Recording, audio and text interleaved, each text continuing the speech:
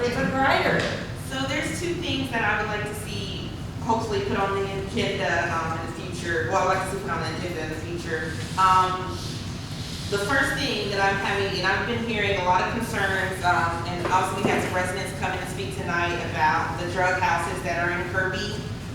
So I was brought to my attention, I didn't know that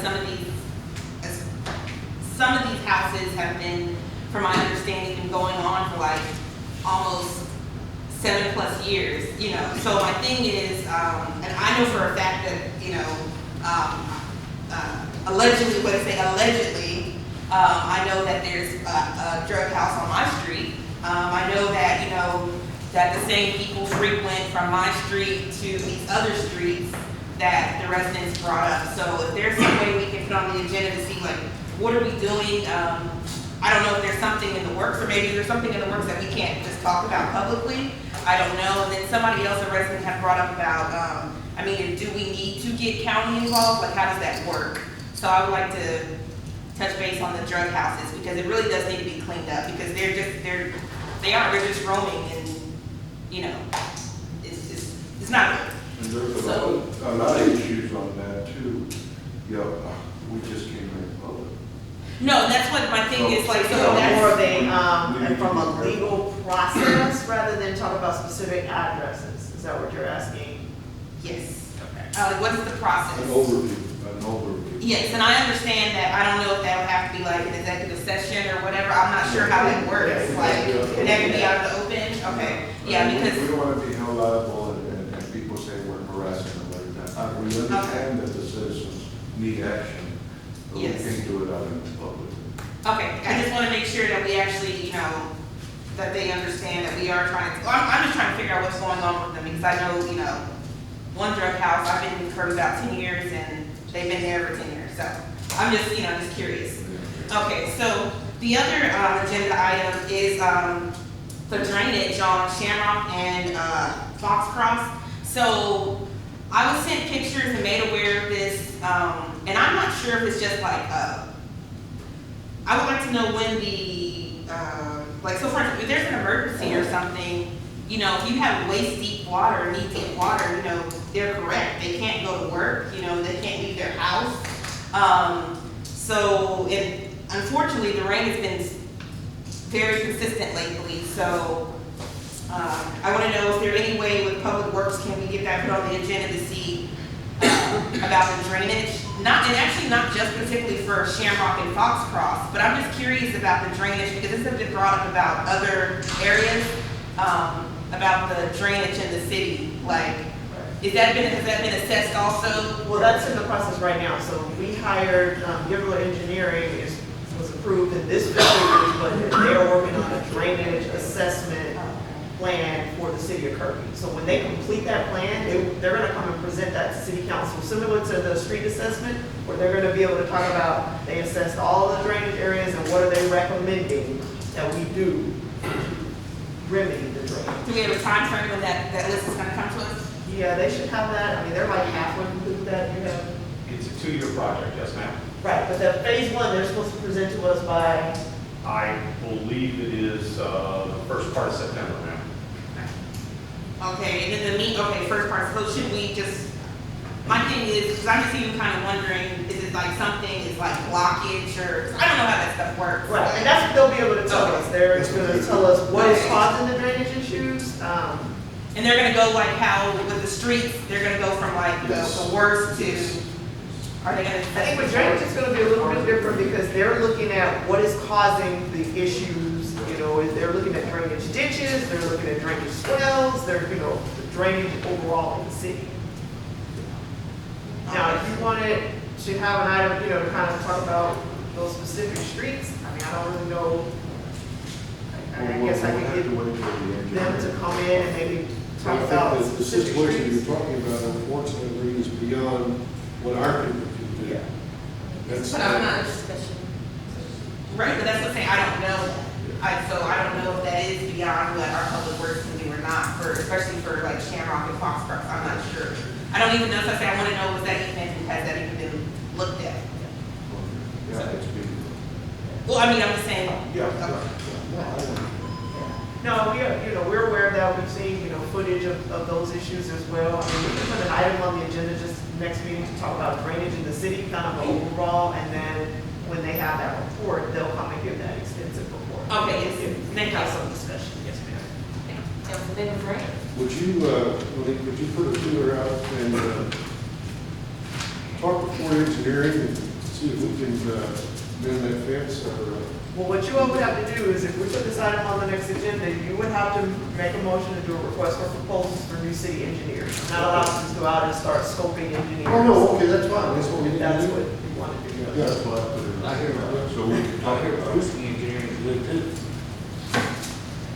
They have to put in those proposals and you all have to consider them. I can't just. Yeah, well, there's at least three, right? So the thing is, we had a really good deal with Ford. And, City council decided they wanted new engineers, so we got new engineers. Well, give them Now we are engineers. dealing with All right, that. just as long as we can. I think we definitely need change. Yep. I want to second what Councilmember Driver said about checking on the drainage issue. So specifically Shamrock and Foxcross, but yes, all the drainage issues we have. Also, the drug house issue, we need to talk about that, and find out what we can find out so we can tell the residents what's being done, or if there's anything being done. So that needs to be on the agenda. And then finally, I'd like to send out, to get proposals on the website issue, to see what items we can put on there that we can afford to put on there with other companies besides just this guy, the Public Alliance. I know he's giving us a good deal because he came in first, but I'd still have to look and see what there is. So you want some additional ones besides? Yes, What we have, okay. thank you. Councilmember Papadopoulos? I would like to thank Mr. Ives for all your hard work on the Benzigleman Road project. You were out there working hard in the sun and the rain, and I just want you to know that we appreciate you. Thank you very much, ma'am. I appreciate that. The guys in the Public Works Department, they all put forth an awful lot of effort for the city. A lot of times they aren't seen and they're not heard. So we appreciate it, ma'am. Thank you. Councilmember Martin? Okay, good job for me. How about that? We're early. I want to thank everybody for coming and staying. I have a couple of things I'd like to say. The flag at the park is tethered bad. We need to replace that if we could. Mike, I know y'all been working hard and the potholes are getting worse. Is the asphalt machine broke, the truck? No, sir, it is not, sir. Okay, the reason I asked is because the citizens want to know how come we're not using it. Because they feel that we're pouring asphalt in there, and it's not, they say we're not doing a good enough job. And I said, well, let me check and see if the asphalt truck broke. And I don't know if we can get asphalt or what, they said they're not getting tapped down in there. And I said, well, let me talk to you, see what the situation is. And I can give them an answer. So their chief complaint is the fact that the potholes are not being filled? No, they're getting filled. Okay. It's just the rain is popping out, it's not staying. It's not Okay. getting compacted.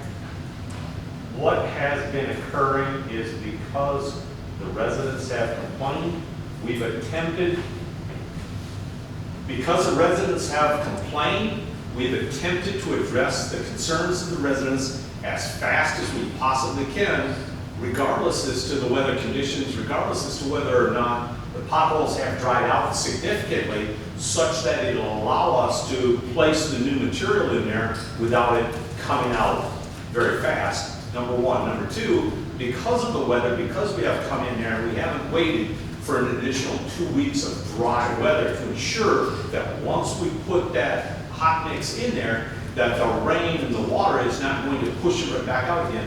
And that's what has been happening in the past. So while I understand the last couple of weeks, I've got a whole board. It's probably 2 feet from potholes. It's a whiteboard that's, I don't know, 5 feet. I understand what you're saying. So I'm fully aware of all of the potholes that we have out there, but because I don't have enough window to go in and repair the potholes, that is going to allow me to do them correctly, safely, and where they're lasting longest, and they're giving you the most efficient time and effectiveness for the money that the citizens spend. Well, that's their problem. They feel that we're not doing it right, and I understand exactly what you're saying, you know? But if that's the case, let's try to maybe hold off on it until we can spend the money twice a month. And sir, you haven't seen us out there for about 2.5 weeks now, because the weather has been so bad. I understand. I can't get out there. Bringing you the citizens. Yes, sir, no, I understand, and that's what I'm trying to explain to you. Yeah, I understand it. Why, at least to some extent, we're also, I have a road project that is the completion of the Pinecrest Water Main project that I have not, as of yet, been able to complete that portion of that water main project because of the weather, because I've been waiting for subcontractors to come in and assist us. The asphalt plant was down for a couple of days. So these are all the reasons. They are not excuses. I can back up everything I'm telling you with no problem. But of course, we're here to do the bidding of the citizens to the best of our ability. Right, I understand it. Okay. And the reason I'm asking, I have to address these citizens. Oh, yes, sir. I understand the answer, and I need to find it from the source itself. That's why I'm asking. Yes, sir. No, I understand. And that's why I'm saying that a lot of it is the weather. Yes. A lot of it is that I have another project that takes a bigger precedent. And when I say that, sir, that's not to say that your pothole is not of concern to us. It is. But if I have a water main break, sir, I'm sorry, but that, in my opinion, takes more precedence over this pothole. And the challenge with that right now is we still have we're back to 5 vacancies. We're back to 5 vacancies, and that's one of the things to keep in mind when budget season comes around. We are going to have to seriously address that because the turnover is going to continue to be high because of the pay.